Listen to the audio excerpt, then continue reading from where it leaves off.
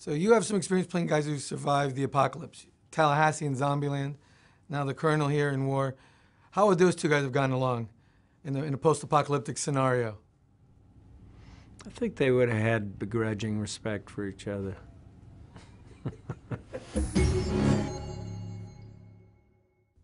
To me, the religious allegories in this film are hard not to see. With Sure. Caesar and the apes searching for their promised land, Yeah. but also felt very much like a classic Western. Yeah. With vengeance at the heart of it, and these two enemies who are a lot more alike than they probably care to admit. Yeah. Tell me about developing the Colonel to be almost like a polar opposite, a mirror image of Caesar. Yeah, well, that is the idea. The idea was that for the first time in any of the film is exclusively Caesar's point of view, right? So emotionally, we are the apes. We're going through this journey. And when he goes through tragedy, you feel it. The great thing is about the way that Matt's made this film is that you don't, although you're seeing the film through the ape's eyes for the most part, Woody's character is not a one-dimensional villain character, and it could so easily have been played or portrayed or written that way. And actually, there's a great deal of understanding, and it's very layered. Woody's character, and has his own personal grief, his own personal story, the reasons for why he is how he is.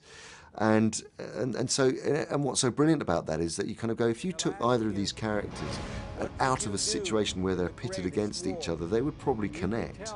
They actually probably would, because there is a level of understanding of what they're both trying to do, and almost bizarrely, the empathy almost comes back for Caesar at that moment. So it's and likewise for the Colonel. So they're fascinated with each other. Matt and Andy both mentioned that it was very important to the movie's ultimate success that your character not be this typical B-movie villain, all evil and chewing up the scenery. And that's why the Colonel is so important to the dynamic, because it really comes down to Caesar versus the Colonel. Yeah, I think their two leaders are pitted against each other.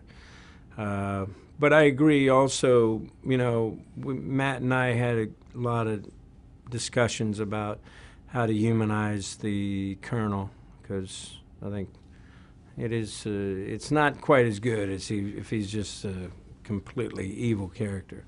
It was designed that way, and actually Woody was really great about that too, because when he came in, first of all, he loves these movies, but he really wanted us to humanize that character as much as possible, and he had a lot of cool ideas that we thought were so good we put them in the script.